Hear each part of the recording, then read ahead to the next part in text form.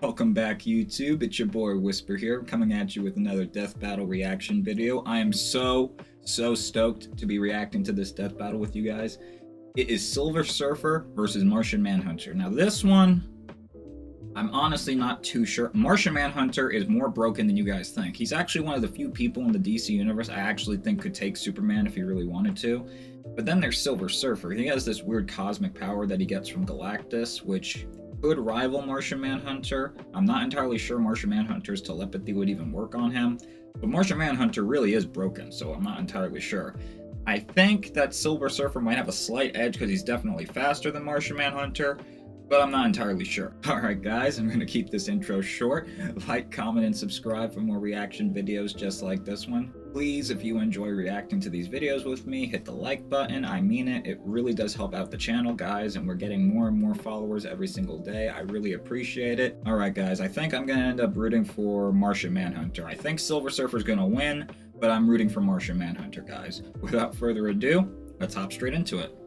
For as long as mankind has looked upon the night sky, the stars have beckoned the brave to search the unknown and explore its endless wonders. I grew up with Dr. Justice League, Sol so... Ardell, who's kind of a doctor in the same way Dr. Pepper is a doctor. This guy's got no formal education, but that didn't stop him from messing around with some ancient tech he stumbled upon. He was desperate to live out his boyhood dreams of exploring the cosmos. So with the tech's advanced capabilities, I grew up with Justice League, so this is like the first time I'm hearing this, like, Martian Manhunter back. Like, I haven't actually read the Martian Manhunter comic books, so I haven't actually heard any of this. I grew up with the Justice League version where just Martian Manhunter was just in Area 51 one day, and then the Justice League found him, so this is all new to me.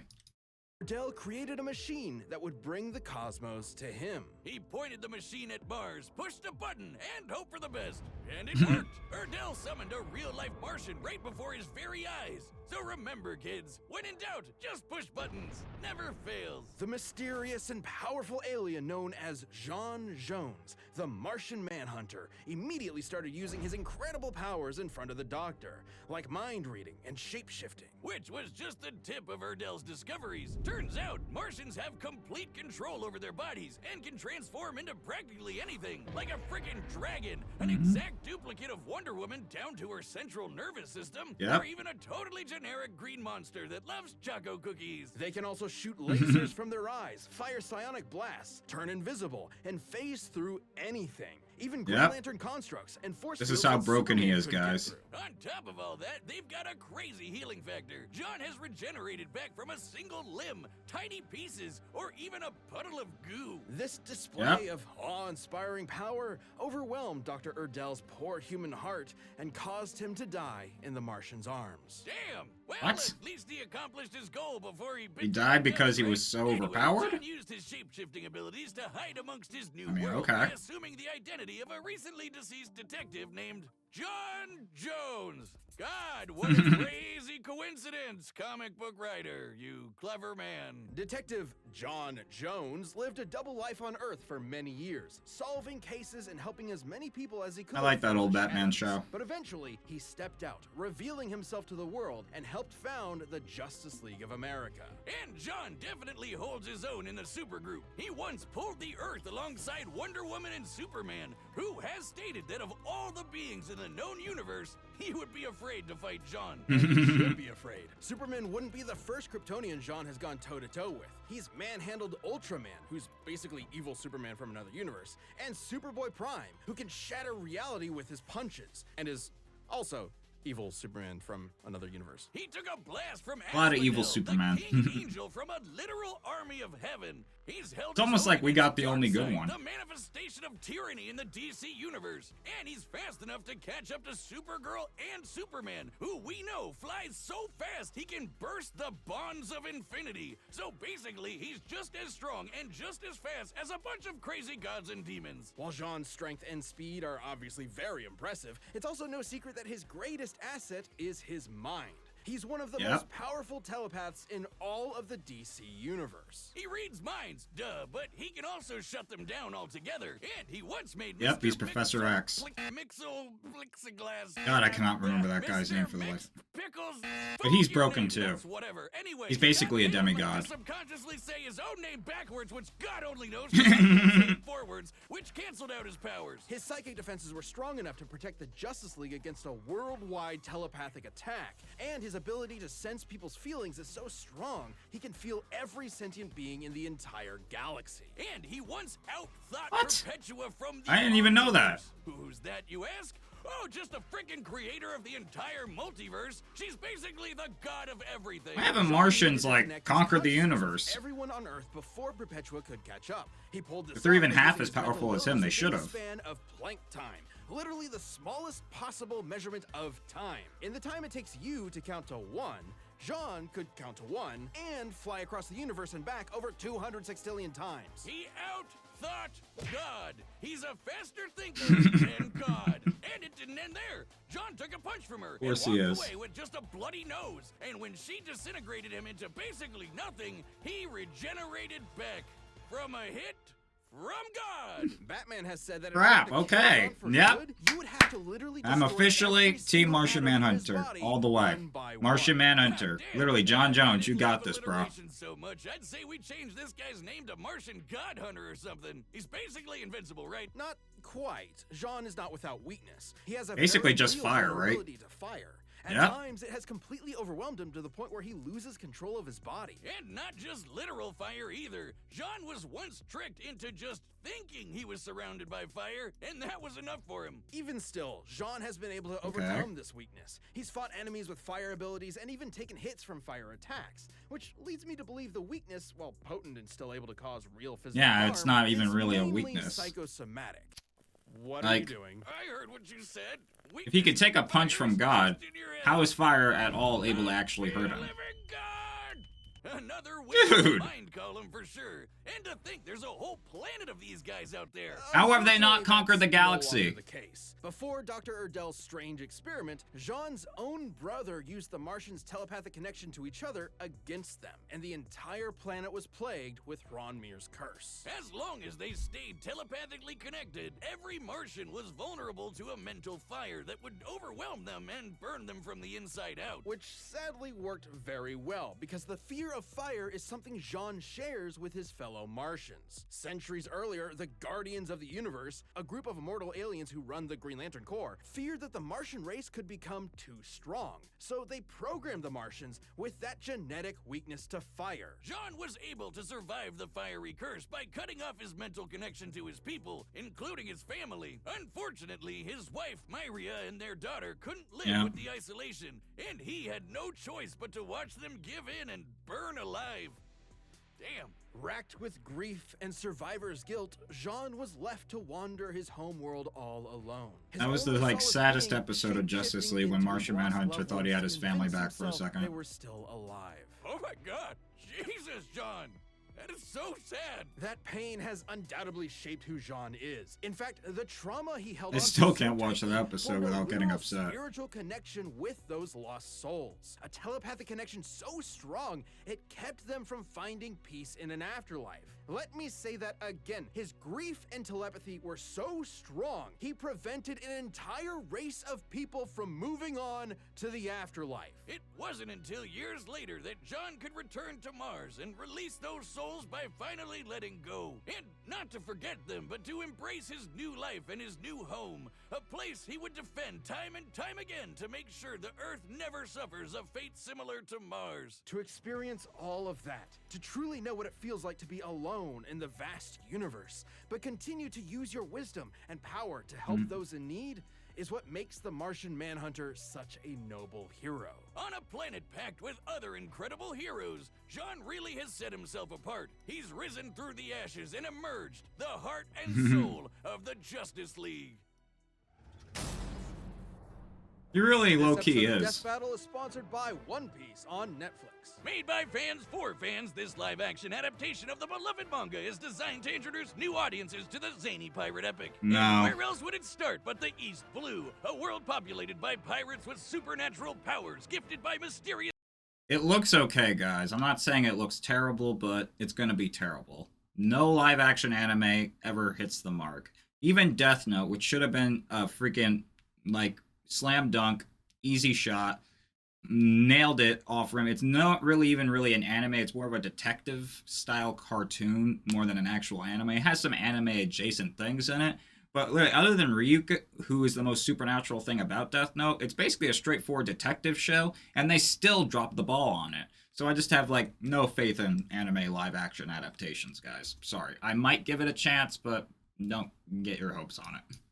devil fruits, where telephones are snails. And a treasure hidden by the late Goldie Roger kicks off an era of epic adventure. This action-packed series follows the Straw Hat Pirates, a crew of true Nakama determined to find the legendary One Piece and live free on the high seas. All the while stopped being caring chased about by you when honorable Ace Marines, died. protecting the waterways from those dastardly pirates. In an ocean of grim and gritty adaptations, One Piece is an adventurous, warm-hearted, binge-worthy island. Series mangaka Eiichiro Oda was involved at every step of the process, which has never been done before in any other live-action manga adaptation. Pirates life for me! Marines stink!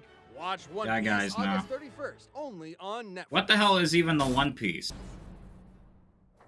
One Piece is still going on, and I still don't think they ever revealed what the One Piece Free from actually any and all is. crime, poverty, and disease. And Alright, oh, Silver the Surfer's Norrin origin now. Rad, which I've gotta say is the sickest, most radical name I have ever heard in my entire life. He was a brainy kid who was raised to live a life of reason and intellect over one of gnarly adventure. That is, until the technologically advanced society came under threat from the devourer Yep, of Galactus. worlds, Galactus. So Norrin struck up a deal with the World Muncher. In exchange for sparing his planet, Mr. Rad offered to leave his home behind, become Galactus's herald, and seek out new planets for him to scarf down. And once Galactus agreed to the deal, he imbued his new herald with the power cosmic, transforming him into Basically the God Silver power. Surfer. An equally tubular name. 2 for 2. Wow, you rarely see it. The power cosmic grants the Surfer near unlimited energy, as well as matter manipulation, phasing, super strength, speed, and invulnerability, just to name a few. The Surfer's basically got all of Galactus' space magic, just on a smaller scale. And Galactus uses that power to fight guys like the In-Betweener, an abstract being from the overspace. The Surfer used the power cosmic to serve Galactus diligently for nearly 100 years, during which he ensured that the planets consumed were devoid of sentient life. That is, until the Surfer accidentally offered up a planet with life, which Yep. drove him crazy with guilt. So Galactus tried his best to suppress the Surfer's emotions, erase the painful memories, and make it easier for him to find planets with tasty, delicious life, guilt-free. How nice of him. And it worked for a I know, while such a until benevolent the Surfer boss. reached Earth. Galactus's mighty mind manipulation wasn't enough to bury the Surfer's true nature for good. With the help of Alicia Masters and the Fantastic Four, the Surfer turned against his overlord and saved the Earth from being eaten. But even after all of that, Galactus just let the Surfer keep his powers. At any point, he could have just taken them back. Being the source of the Surfer's powers, yes, he could. But Galactus has continued to let the Surfer have the power cosmic out of respect for his first herald. Damn. See, that's the kind of respect I'm asking from you. Ah, Anyway, so ever he actually since those low-key does mental respect him. gymnastics I never with knew that. Galactus, the Surfer made sure nothing like that would But yeah, ever he could have happen again. literally just And he's taken them been back whenever he successful, wanted. Like when Psycho Man failed to trick the Surfer with his illusions, or when he was briefly trapped in the Supreme Intelligence's mind when it was using the Mind Stone. With some of those mental threats behind him, he could finally take to the spaceways, kick ass, and monologue about the meaning of life in the universe. All of which he's quite good at, especially that last one. It's thanks to the abilities afforded to him through all that cosmic energy. It's seriously crazy. He can rearrange the molecules of anything he wants into anything he wants. He can force you to just feel pain in general, and he can even control elements. Not just earth, wind, and fire, but anything in a boogie wonderland like gravity and the weather. He's got enough power and energy inside him that he once created an infant star to serve as a new light source in a universe devoid of light. So just when he needed it, he was able to pop out a baby son?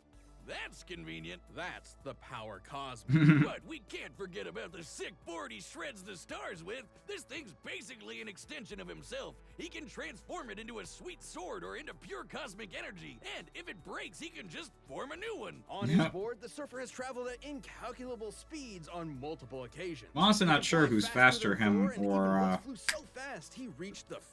Superman. I don't know who's faster. He once broke free from energy shackles that would zap away his power within the next nanosecond. Gnarly, brah. He once outsurfed a wave of universal destruction. Surf out of all of existence as it was being torn apart. Now, I've seen some choice waves in my day, but if you ask me, that's one too best for watching on the beach with a brew. You're, hitting it real hard with all this surfing lingo. He's honestly not that kind of guy at all. Righteously I know, disappointed, right? dude. You are carving up my brain. No, he's a with total new stick in the mud. deep-brain swell that I just can't bail. I'm waxed, man, waxed.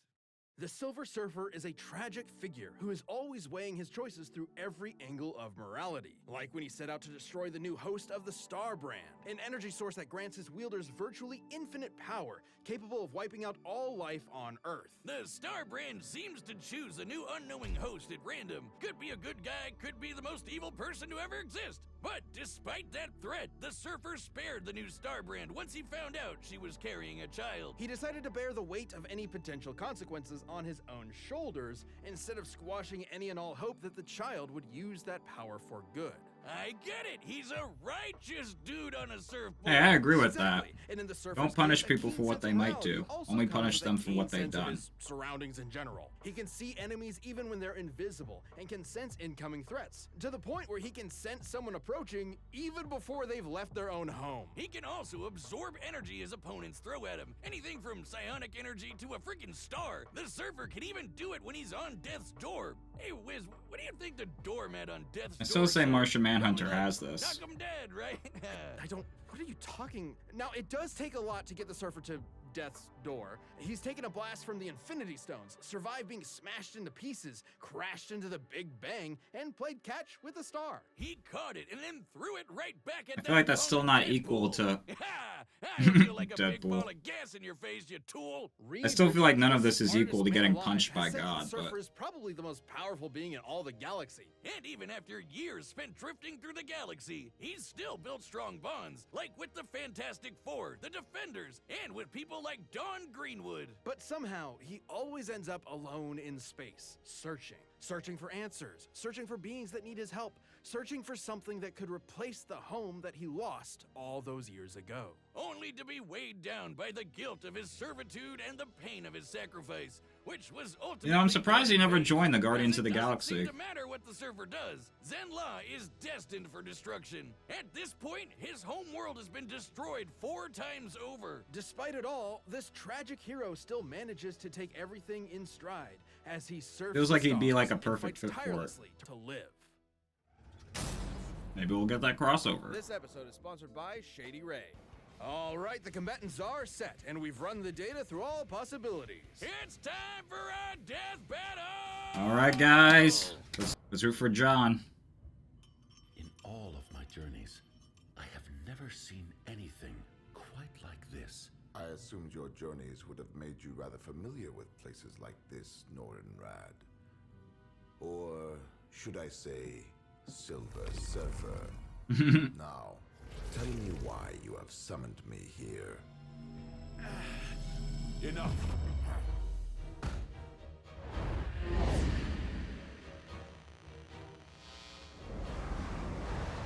What are you hiding?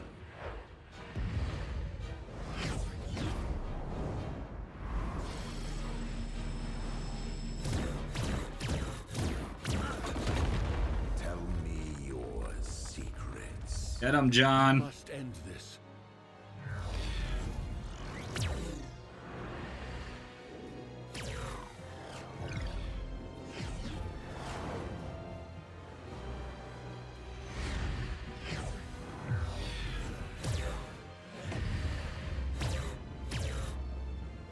Come on. There you go. There's no use in hiding. I can feel your presence.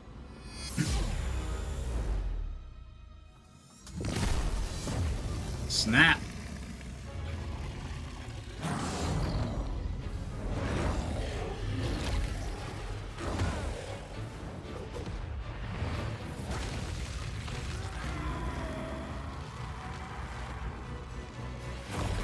Jeez, he's been frozen. I can't even count how many times.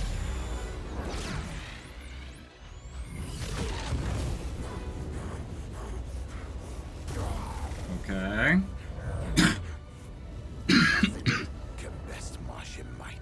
Your will is admirable, but will alone is not enough. Feel. Oh, that's a Batman.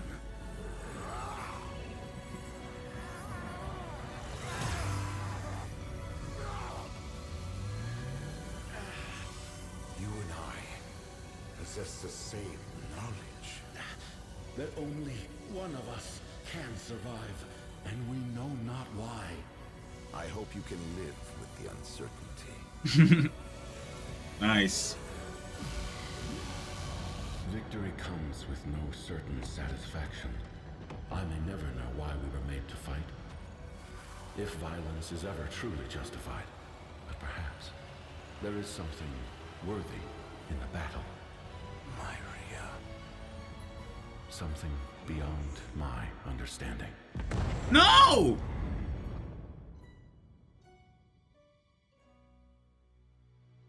No, fuck Silver Surfer. KO! Wiz, what the hell are we doing? Why are we forcing such beautiful souls to fight to the death?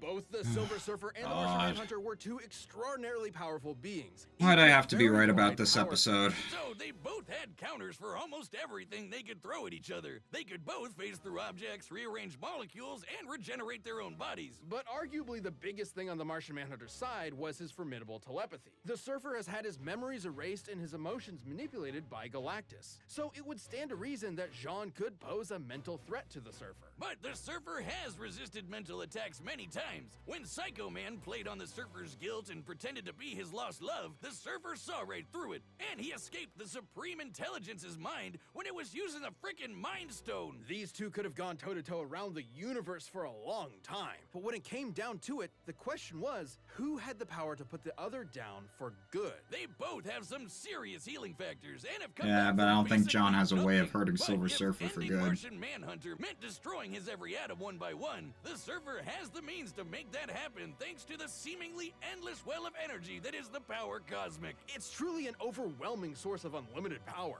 And outside of Galactus, Sadly, I agree away with from him, this. The Surfer is never without it. It's like a battery. Even if Jean could drain all of the cosmic energy, the Surfer can just recharge it. And he's used that power to destroy planets, defeat Galactus-level threats, and can basically accomplish anything with it. While both of these philosophic heroes tend to hold back out of a respect for life, there's obviously no holding back here, and the depth of Silver Surfer's abilities gave him the win. This Martian was harsh in his mellow, so the Surfer had to wave goodbye. Bodacious Sorry, John. I was rooting for you, battle. but The guess it winner just wasn't is meant the to be. Silver Surfer. Alright, guys. I didn't know who either of those two characters. I guess it's Discord versus a Dragon Llama dude. Next, I don't know if I'm gonna react to that one. Doesn't even look interesting.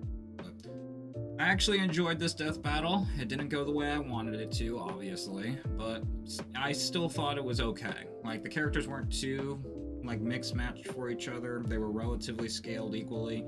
True, once you break it down like that, it does seem like Silver Surfer had an overwhelming advantage, but John Jones is stupidly broken too. I actually said that in the beginning of this video. I thought John had it for a second there, got my hopes up, and of course, got shattered. But anyway, guys, thank you so much for watching this video with me. Like, comment, and subscribe for more videos just like this one. I'm going to be bringing you video game streaming next week. I don't know which game I'm going to start off with, so just keep your eyes open for that. It's probably going to be between Spider-Man and Hogwarts Legacy. I want to play the first Spider-Man game. I know it's been played to death already. I know you guys all know the story by now. I've even played it already. But there's actually some downloadable content I haven't gotten around to yet, and I want to play that game and have it up on my YouTube channel before I play Miles Morales, so that way it all just kind of like syncs together and everything, and I don't have to go back to it, so that way it all just kind of blends perfectly for the channel. If you liked watching this video with me, please leave a like. It really does help a lot. I mean it. We're getting more and more followers every day. but I'm still in the beginning of this whole thing, and I mean it. It means the world to me when you guys subscribe to the channel. But anyway, guys, thank you so much for watching. I'll see you in my next video. Have an awesome day. Take it easy.